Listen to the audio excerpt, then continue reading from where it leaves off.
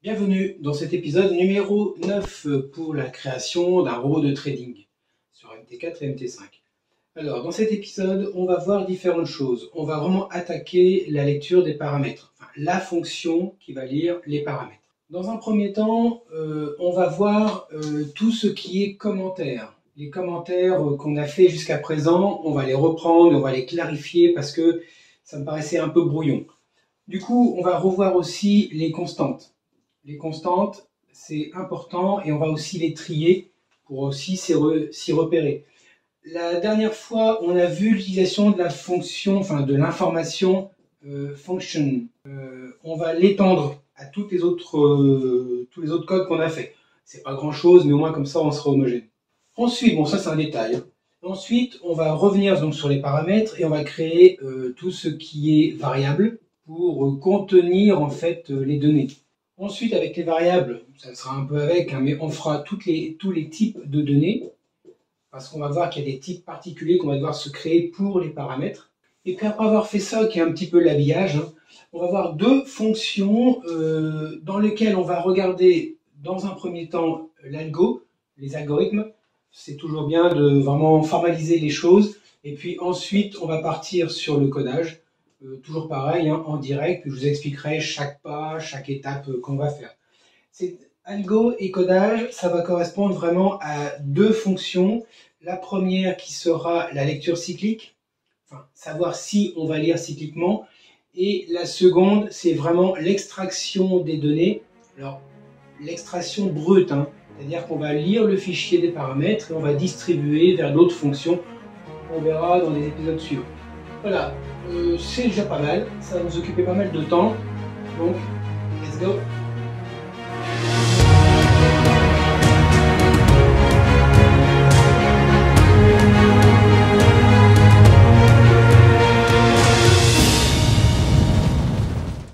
Bon alors, comme je vous ai dit dans l'intro, on va déjà commencer par nettoyer un petit peu le fichier param, le source param, parce que ça va être conséquent et je préfère déjà dès le début ranger les choses. Donc ici, ce qu'on a vu lors de la dernière vidéo, c'est l'ensemble de tous les paramètres que l'on va s'autoriser à lire et à inclure dans le robot. Alors, on va déjà classer un peu tout ça. Je vais juste séparer différents chapitres. Par exemple, les news, c'est un chapitre à part entière. Donc là, les news, je vais juste dire que c'est les nouvelles économiques. Ça, c'est une chose. Ensuite, un petit séparateur. On va juste aérer. Vous allez voir, c'est pas grand-chose, mais ça permet de vraiment pouvoir être plus... Enfin, ça augmente la lisibilité du source et des commentaires. Et ça, quand on a des sources un peu compliquées, je vous assure que ça fait du bien. Donc, on a les news, ok, ça on l'a fait. Ensuite, on a les parties qui vont vraiment gérer l'activité de la stratégie. On ne parle pas du robot, on parle bien de la stratégie. Donc, le day start, le day end et le off qui est ici, qu'on va remonter. Voilà, ces trois-là, je rajoute un petit commentaire derrière, le off, tac. Voilà, ces trois-là, c'est vraiment pour dire à la stratégie quand elle commence, quand elle termine et quand elle ne fout rien, quand elle ne doit rien faire. Ça, c'est les trois paramètres vraiment liés à la stratégie. Ensuite, on va vraiment gérer la partie des coupures des positions. Ça, c'est pour la coupure. Pareil, un petit séparateur derrière, ça mange pas de pain. Alors oui, aussi, les commentaires dans un source, vous pouvez en mettre autant que vous voulez. Ça ne va pas alourdir la compilation, ça ne va pas la ralentir, ça ne va pas ralentir le code. Donc mettez des commentaires. Franchement, ça ne peut que vous aider. Il y a des gens, des fois, j'ai vécu ça à l'époque où je faisais des langages en assembleur, il y avait zéro commentaire. Zéro. Et c'était du linéaire. L'assembleur, si vous ne connaissez pas, c'est des mnémoniques, souvent à 3, 4 ou 5 caractères maximum, et après c'est que des noms de registres, il n'y a pas de variable comme on a là. Et je vous assure que c'était dur à digérer. Donc, alors que là, en fait, vous avez des compilateurs qui ne... Le commentaire, c'est rien. Il ignore la ligne, donc en fait, ça passe hyper vite, et c'est jamais intégré dans l'exécutable. Donc votre exécutable, si vous mettez 800 pages de commentaires, il sera aussi gros que si vous en mettez 0. Donc autant en mettre si ça aide à lire et à comprendre ce que l'on fait. Bon voilà, je ferme la parenthèse. Ensuite, donc on a toute la partie money management, donc tout ce qui est partie risque, day, loss et week, ces trois-là. Et on va aussi mettre le trailing stop, tant qu'à faire, vu que ça permet de gérer aussi le stop glissant. On peut le mettre dans le money management. Voilà. Ensuite, on a des états, enfin des commandes plutôt particulières pour vraiment gérer l'état du robot. Vous voyez, tout à l'heure, on parlait de la stratégie. Ici, là, c'était la stratégie. Voilà. Maintenant, on est vraiment sur le robot. Donc, on peut arrêter le robot et lancer le robot. Et on a aussi, et ça j'y ai pensé il n'y a pas très longtemps, je vais ajouter un paramètre qu'on n'a pas vu la dernière fois, c'est le simu. On va pouvoir dire au robot de passer en mode simulation. C'est-à-dire qu'il va faire comme si, même s'il est sur un compte réel ou des mots, hein, ça sera pareil, mais au lieu d'ouvrir effectivement des ordres et de les fermer, il va juste faire un petit message qui dit « j'ouvre l'ordre », je devrais ouvrir l'ordre, je vais fermer l'ordre si jamais il le fait, je mets un trailing stop s'il le met, je mets un stop plus. Voilà, tous ces petits trucs-là, ça va simuler. Donc là, on va lui mettre en paramètre l'état, donc ça sera du oui-non, hein, tout simplement, du vrai-faux ou du OK-KO, enfin voilà, vous mettez un peu ce que vous voulez. Donc ça, c'est l'état du robot. Et ensuite, on a les attributs sur différentes fonctions. Donc on a les logs, on peut donc gérer avec ces paramètres les attributs pour les logs, on peut gérer les attributs pour les alertes, et je vous ai préparé autre chose. On va faire une autre fonction après les paramètres, une autre fonction qui est visu. Je vous ai préparé un petit truc. C'est une fonction particulière qui va afficher à l'écran sur le marché l'état du robot avec les différents états intermédiaires, par exemple sur le marché, le broker, la stratégie, l'état du robot, enfin tous ces trucs-là très synthétiques. Mais du coup, je vais le mettre et ça, on va le faire avec... donc là, on va définir déjà si on affiche ou non ces états sur l'écran. Parce que bon, il faut quand même potentiellement le virer. Et puis une taille. Je pense que je vais en définir 3. Le petit, moyen et vraiment gros. Voilà, comme ça on peut le mettre. Bah, après, on pourra mettre d'autres paramètres, hein. Vous en mettrez après, hein, vous pouvez le changer. Par exemple, pour mettre en haut à droite, en bas, enfin voilà, ou mobile, ou au centre. Pourquoi pas. On est libre de faire ce que l'on veut. Voilà, donc ça c'est une fonction qui n'est pas encore prévue. Enfin, j'ai déjà codé de mon côté, j'ai déjà testé, ça fonctionne. C'est super en plus. Je vous spoil. Mais c'est vraiment un truc qu'on va faire ensemble et du coup, on va pouvoir manipuler aussi des données qui sont à l'écran et gérer aussi les mouvements d'écran, les différences, tout ça. Et vraiment, vous allez voir que c'est très important et ça peut vous aider à agrémenter vos logiciels avec des affichages qui sont super sympas. Et simples en plus, très très simples. Voilà, donc ça, c'est les attributs rangés par des sous-catégories. Et donc là, on avait la date, l'heure, ça bouge pas, la valeur, c'est bon, sécurité, c'est bon, l'impact, il n'y a pas de problème, les niveaux, donc de 0 à 4, c'est pour les news. Et ici, on va changer, donc je vais ajouter la taille, parce que la taille, c'était pas prévu. Donc la taille, elle format 1, 2 ou 3, hein, donc 1 c'est petit, 3 c'est grand, par exemple. Voilà. Et ici après, on va rajouter dans les états sélectionnés, pas sélectionnés, ben, l'état. Puisque l'état, ça sera pour, par exemple, on a vu la simulation. Donc soit on simule ou on ne simule pas. Donc on sélectionne ou on ne simule pas, là c'est la simulation. Et après le texte notif et bien sûr son. Hop, je fais ça. Notif. Et bien sûr, vous avez vu qu'il en manquait un. C'est l'affiche ou l'affichage. J'ai voulu faire court. Le format, voilà, 0 ou 1. Voilà, donc là, on a revu, on a rangé juste les commentaires. C'est pas grand chose, mais je vous assure que ça peut vous aider, hein. Habituez-vous à le faire, franchement, c'est génial. Donc, on a rangé les commentaires, on les a catégorisés. Ça va nous permettre après de vraiment pouvoir repérer, parce que même quand j'ai fait cette fonction, À la fin, des fois, j'hésitais à savoir, mais le day cut, c'est quand on arrête, je savais plus en fait ce que j'avais fait. Maintenant, je l'ai refait, c'est clair. Pour moi, maintenant, c'est vraiment clair. Voilà. Donc après, bon, on appelle toujours régulièrement, il n'y a pas de problème. Le V1, V2, bah là, je vais mettre le V2 puisqu'on a fait des changements. Bon, ça, à la rigueur, vous le faites pas, c'est pas très important, ça mange pas de pain. Voilà. Donc, ajout de paramètres, c'est ce qu'on a fait. Création des données, ah, va pas tarder. Et les fonctions privées, ça vient derrière. Voilà, ça, c'est rien que les commentaires. Je vous assure, n'hésitez pas à mettre des commentaires dans votre code. On va changer un petit peu les constantes. Donc le news, des start, des end, le off, on va le ranger comme les commentaires, comme ça évitera d'être un peu perdu. Ça, pareil, ça change rien, hein. C'est juste pour mon plaisir, peut-être le vôtre aussi. Donc les day cut, all cut, c'est dans l'ordre des commentaires aussi. Le risque, des week, trailing, pas de problème. Là, on avait mis, je crois que le simu, hein, je crois qu'après, non, stop, go, simu, que là, je me fie par rapport à ce que j'ai mis sur mon autre écran. Donc, on va créer la constante pour la fonction de simulateur ou non. Voilà. Donc, paramètre simu. Ensuite, le stop, le go, les logs, les alertes et bien sûr la fonction qui viendra derrière, qui est visu avec visu. Voilà. Bon, ça c'est vraiment pas grand chose. Alors, l'ordre de déclaration des littéraux là, c'est franchement, ça change rien. Ce qui est important, de mon point de vue, c'est de respecter les règles de nommage. Donc là, moi, comme je vous ai dit, c'est le cas pour une constante. Après, je préfixe ici avec le nom de la classe qui est concernée.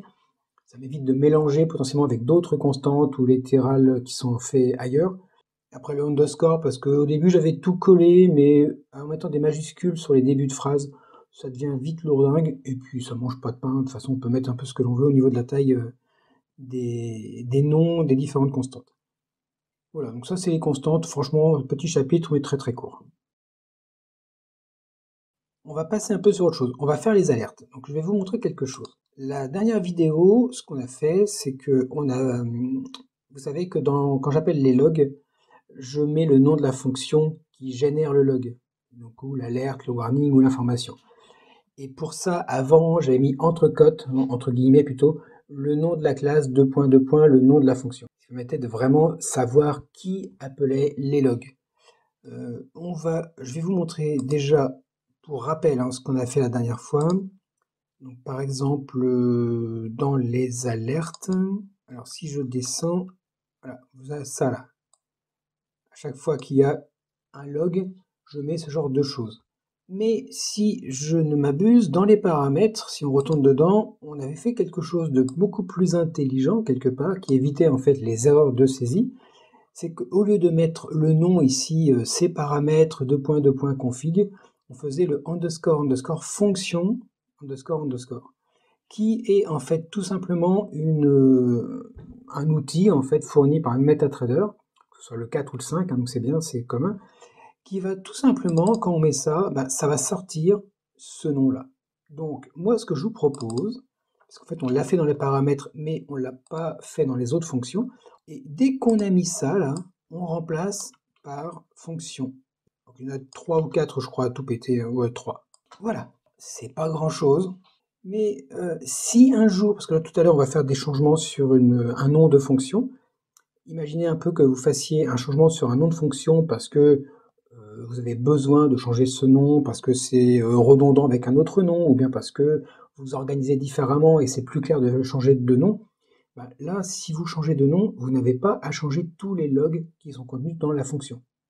Puisqu'en fait, fonction, ici le underscore function, c'est de l'anglais, va tout simplement s'adapter avec le nom que vous avez changé ici. Donc ça, c'est important parce que ça vous évite, lors de la maintenance de votre programme, de faire des corrections et d'être embêté par des corrections qui peuvent être oubliées. Changer un nom de fonction et oublier que dans le log, vous avez mis ce nom de fonction en dur. Si vous avez un log un jour dans votre application et que ça vous dit un nom de fonction qui n'existe plus, en fait, ça va vous poser des problèmes. Donc, là, on a fait cette correction, il n'y a que ça à faire, hein. Franchement, dans cette vidéo, alerte, il est que modifié comme ça. Donc c'est très facile. On le sauvegarde et on va même le fermer, comme ça, c'est fait. N'hésitez pas au fait, hein, si vous avez des questions, les commentaires de la vidéo sont là. Pareil, dernière fois on a fait une grosse fonction, si vous voulez télécharger les sources que je vous montre à l'écran, vous pouvez les télécharger, ça pose aucun problème. Vous allez sur mon site internet, j'ai créé une page avec le contenu de chaque vidéo, donc il reprend tout l'historique depuis tous les épisodes, et ce qui fait que vous pouvez choisir de télécharger un épisode donné ou un autre dans la foulée.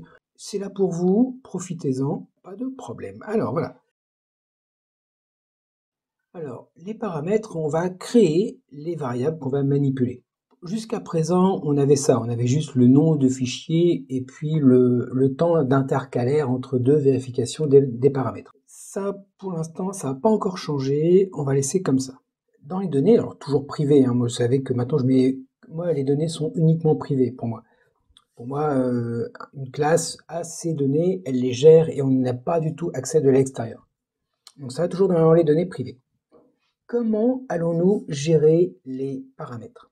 Un paramètre, par exemple si on a une heure, l'heure, comment définir si l'heure qu'on a enregistrée est valide ou pas valide? Au début je me suis dit, c'est simple, si on a 0, on va dire que c'est invalide. Sauf que 0, c'est heure 00, c'est une heure qui est valide. Pareil pour une date à 0, il n'y a pas trop de sens.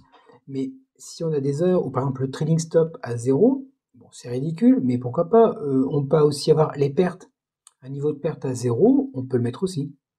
Ça veut dire que on ne peut pas on ne peut pas définir la validité d'une valeur par rapport à sa valeur. Donc je vais devoir créer un couple, à chaque fois, un couple entre la valeur et sa validité. Par exemple, dès qu'on va lire les paramètres, on va mettre toutes les valeurs à 0 et invalide. Et dès qu'on lit une valeur, on l'enregistre évidemment si elle est correcte et on met valide. Ça veut dire qu'à la fin de la lecture du fichier des paramètres, tout ce qui n'est pas valide, ça veut dire qu'on ne les a pas renseignés. Et du coup, on a cette information de ça a été renseigné par le fichier des paramètres ou ça n'a pas été renseigné. Et si c'est renseigné, forcément, on va faire un contrôle, on ne va enregistrer que les données renseignées et correctes, évidemment. Donc, pour ça, je vais devoir me créer des types particuliers. Parce qu'on a plusieurs types de données. On a ce qu'on appelle des datetime, donc pour faire les dates ou les heures. On a des entiers, donc des valeurs entières, comme par exemple le trailing stop, c'est un nombre de points, donc il n'y a pas de virgule, hein, c'est un nombre entier. On a potentiellement des pourcentages, là c'est des nombres à virgule, c'est des doubles ou des floats. Voilà, ça veut dire qu'on va avoir des informations qui seront de type différent. Donc moi je vous propose, on va se créer dans le fichier type, vous savez qu'on a quelque chose, et si je l'ouvre, alors pour l'instant il n'y a pas grand chose, hein, on a juste une constante. Mais on va créer ici des structures. Une structure, c'est aussi ce qu'on appelle un record, ça contient plusieurs variables avec plusieurs types différents. Allez, je vais vous en montrer une, vous allez voir, vous allez très vite comprendre, hein, franchement ça sera très rapide. Là par exemple, je vous mets une structure qui est donc, je vais fermer ça, là c'est un booléen, donc ici c'est un booléen qui dit valide, hein, vrai, faux, et derrière une valeur qui est de type datetime. Datetime, ça enregistre aussi bien une date, une heure ou une date et une heure. Alors, pour la règle de nommage, ce que j'ai fait, c'est que je considère que tout ce qui s'appelle struct underscore, c'est une structure. Je crois que dans MetaTrader, il y a aussi des noms comme ça qui contiennent struct devant. Bon, voilà, ça c'est un moyen pour moi de repérer rapidement une structure. Donc c'est simple, là c'est une structure qui contient datetime et sa validité. Et vous allez voir qu'on va en faire plusieurs. On va faire des choses très basiques, hein. On va faire une autre qui, elle, est liée avec une valeur entière, donc un int ici, petit espace c'est mieux. Ensuite, je vais faire pareil avec un double. Je pense qu'avec ça, on aura fait ce qu'il faut. On a trois informations déjà qui vont correspondre à tout ce qui est, par exemple, démarrage d'une stratégie, c'est une date, on l'a. Les jours de fermeture, on l'a. Le trailing stop, on l'a. Tout ce qui est pourcentage de risque et tout ça, on l'a aussi. Voilà, rien qu'avec ça déjà, on a moyen d'organiser et d'enregistrer pas mal de valeurs. Ensuite, alors normalement, j'aurais pas dû le faire ici puisque c'est lié vraiment aux fonctions elles-mêmes, mais je pense que c'est quand même mieux de les mettre ici. On a des trucs sur les logs, donc on va définir en fait le niveau des logs avec sa validité. Alors je vous dis, j'aurais voulu peut-être le mettre ailleurs parce que c'est spécifique à la fonction delog, mais c'est une structure qui est surtout spécifique aux paramètres. Donc on aurait pu aussi mettre cette structure dans les paramètres plutôt qu'ici. Bon, hein, on fait qu'un voyage, c'est pas plus mal. Ensuite, on a tout ce qui est, pareil, l'autre fonction, c'est les alertes, donc texte, son et notif. Ça veut dire que si on a ici valide, ça veut dire qu'on aura reçu par les paramètres une notification pour paramétrer les alertes. Encore une fonction qu'on n'a pas encore vue mais qu'on verra plus tard, donc c'est la visu, donc la fonction visu qui va marquer à l'écran les différentes choses, dans lequel on a deux paramètres. On a à savoir est-ce qu'on affiche ou non les informations sur l'écran et si on affiche, de quelle taille sera l'affichage. Et puis un petit dernier qui est vraiment très particulier, là, qui est un peu plus compliqué, c'est tout ce qui est news. Donc les news, rappelez-vous, on a la date et l'heure de la news. Ensuite, on a l'impact. Alors l'impact, c'est pas une valeur numérique, c'est un énuméré qu'on va faire juste après. Là. Donc du coup, je l'ai appelé enum et c'est le niveau d'impact. Désolé pour l'anglais, ça fait depuis tout petit que je code et généralement je fais que du code en anglais, commentaires en anglais aussi. Il y a encore des restes, hein. Ça s'accroche. Hein. Il y a le marché. Le marché, je l'ai mis pour l'instant parce que j'ai récupéré cette structure d'un ancien code que j'avais, qui lui par contre récupérait tous les marchés possibles. Sauf que là, pour le robot, je pense pas qu'on l'utilisera. Mais bon, pour l'instant, il est là. Et puis la sécurité qui est un entier, qui a un nombre de minutes autour de l'heure précise de la news. Voilà, donc ça, c'est mes structures. Alors justement, énumérer, on va le faire aussi, parce que là, c'est important. Donc on va dans les énumérés, et là, on va créer un énuméré. Donc l'énuméré, c'est simple, hein. Il va contenir donc différentes valeurs qui seront donc rien, donc aucun impact. Si vous avez des news avec aucun impact, le mettez même pas, parce que quelque part, on va rien gérer. Mineurs, moyens et les impacts majeurs. Alors, règle de nommage, pareil, je mets un petit E pour dire que c'est un énuméré, un grand I, en tout cas, je mets différentes lettres après qui correspondent en fait à l'initiale du sujet. Donc là, c'est EI pour impact, et après le terme qui est utilisé ou la valeur qui est utilisée. Pourquoi j'ai fait ça? Parce que si vous avez par exemple deux énumérés qui contient chacun la valeur mineure, par exemple, le code il va avoir deux valeurs qui ont le même nom. Et ça va lui poser problème. Donc le fait de mettre un petit préfixe avec un i par exemple majuscule pour impact, et puis si par exemple vous avez, je sais pas moi, taille de stop avec un mineur, c'est une valeur, ça sera pas EI, ça sera ES par exemple pour stop. C'est une idée, hein. Mais ça permet surtout d'avoir des noms différents et de vous garantir des noms différents. Alors, vous n'êtes pas à l'abri, si votre code est très important, d'avoir des noms qui vont très sincèrement peut-être se ressembler, voire être identiques. À ce moment-là, vous adaptez, hein, c'est pas un problème. Bon bref, voilà, donc vous voyez que ce fichier type, là, au début on n'avait qu'une constante, maintenant on a vraiment commencé à remplir les énumérés et les structures. Et bien maintenant qu'on a les structures, on va pouvoir revenir dans les paramètres et créer nos variables qui vont nous servir pour tous nos paramètres. Donc nous voilà de retour dans les paramètres. Alors ici les données du fichier de paramètres, très bien. Et après on va commencer à vraiment créer quelque chose. Alors on a deux types de variables. On a les variables qui sont uniques, par exemple heure de début de la stratégie, heure de fin de la stratégie. Pour l'instant on a défini qu'une seule et unique heure de début et une seule et unique heure de fin. Même si dans le fichier paramètres vous en mettez plusieurs, il prendra que la dernière. Donc, du coup, celles-là, ce sont des valeurs qui sont uniques. Et puis, vous avez des valeurs multiples. Par exemple, les jours de non-activité. On peut définir plusieurs jours en avance de non-activité. Aussi, les news économiques. On peut en mettre plusieurs en même temps. Ça va plutôt être des tableaux. Donc, vous voyez, il y a deux choses différentes. On va commencer déjà par les tableaux. Alors, dans les tableaux, ici, tableau, voilà, on a donc les news. Alors, comment on fait un tableau? C'est simple. Soit vous connaissez d'avance sa taille. Et à ce moment-là, vous mettez, bon là, c'est le type, hein, donc struct news. Après, vous mettez le nom. Alors, je mets toujours le m underscore pour dire que ça appartient au module. Et puis, le nom, évidemment. Et là, deux crochets. Crochet ouvrant, crochet fermant. Quand on connaît la taille, on fait un crochet, on dit par exemple 10, et on ferme le crochet. Ça veut dire que si vous faites ça, vous allez vous autoriser uniquement 10 news. Vous ne pourrez pas l'agrandir, ça sera figé. Et puis vous avez, comme là on a fait, c'est un crochet ouvrant, crochet fermant et aucune taille dedans. Ça veut dire que là, vous vous autorisez à soit avoir un tableau vide ou un tableau qui va se remplir au fil de l'eau. Avantage, inconvénient. Quand vous mettez une taille en dur, l'avantage, c'est que vous savez d'avance ce que vous allez pouvoir utiliser dedans. Donc vous n'avez pas à vérifier si la donnée est présente ou pas, puisque quelque part, vous connaissez l'indice de début et indice de fin. Si vous mettez 10, ça va aller de 0 à 9. Les indices ne commencent pas à 1, bien sûr. C'est trop facile. L'inconvénient quand on fige une taille, c'est qu'on ne peut pas l'agrandir. Par exemple, si on mettait 10 pour le nombre de news, on ne pourrait enregistrer que 10 news, pas 11. Et ça peut être embêtant.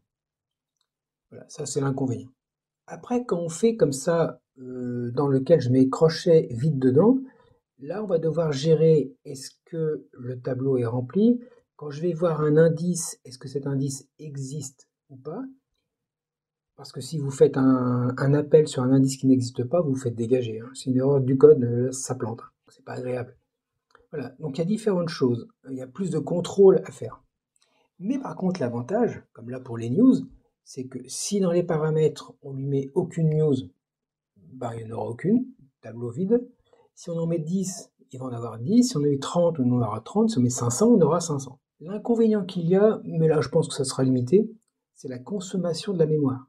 Là, ici, les paramètres, sauf avoir un fichier de paramètres énorme, pour bouffer de la RAM, faut le vouloir quand même. Hein. Mais là, quasiment, il n'y a pas de risque. Par contre, si vous faites des fonctions, j'avais fait ça moi sur le volume profile. J'ai fait un indicateur volume profile, qui marche bien d'ailleurs. Ce volume profile, en fait, il lisait les informations du marché, et en fonction du marché, il créait des tableaux qui étaient dimensionnés de façon très particulière. Ben là, c'était le logiciel, en fonction de ce qu'il lisait, qui créait les tableaux. J'avais pas forcément de maîtrise sur ce que me fournissait le marché. Si le marché était extrêmement énorme, il y avait un potentiel risque d'exploser la mémoire. Il y avait de la marge quand même, mais bon, quand même. Donc attention, ça peut être un risque si on a des tableaux qui sont vraiment enrichis par le logiciel, avec des boucles infinies par exemple, ou très très grandes, ça peut faire déborder la mémoire. Ça serait couillon quand même. Bon là, on n'a pas le risque, je pense pas. Hein. Donc hop. Donc là, on définit un tableau de news qui est à taille variable. Les jours de coupure. Donc là, c'est une date, hein. Enfin c'est une date précise, avec son heure. Donc là, vous voyez, en commentaire, j'ai mis à quel paramètre c'était lié quand même. Comme ça, on le repère. Donc ça, c'est les dates pour couper toutes les positions ouvertes. On peut en mettre plusieurs d'avance, ça pose aucun problème. Et puis, l'autre chose, c'est les jours où la stratégie ne doit rien faire. C'est bien le off. Voilà, c'est le jour où le robot ne doit rien faire. Là, c'est les trois tableaux dans lesquels on peut avoir plusieurs informations ou 0 information ou X informations. Ça, c'est important.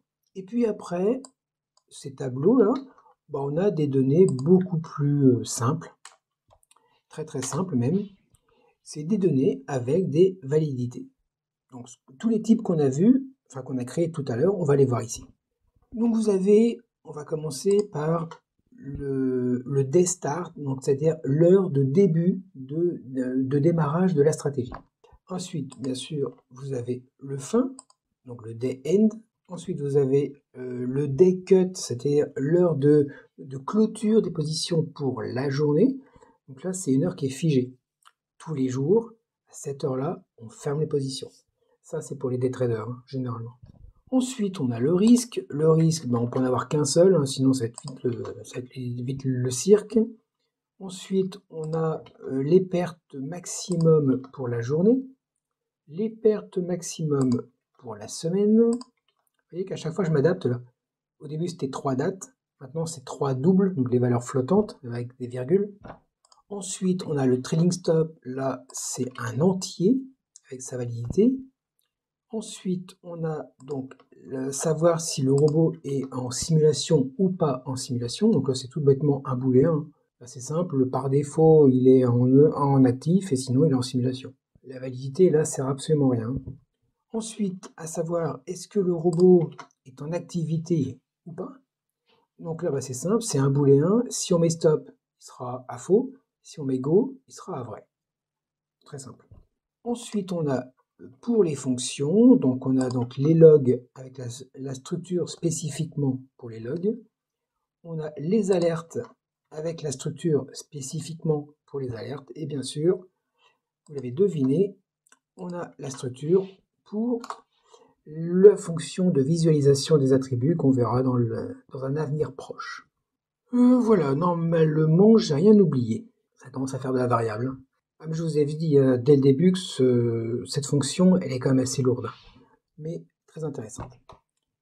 Voilà, donc normalement, pour les données liées aux paramètres, on a tout mis. Donc, revérifiez de votre côté, mais moi, j'ai vérifié. Je pense qu'on n'a absolument rien oublié.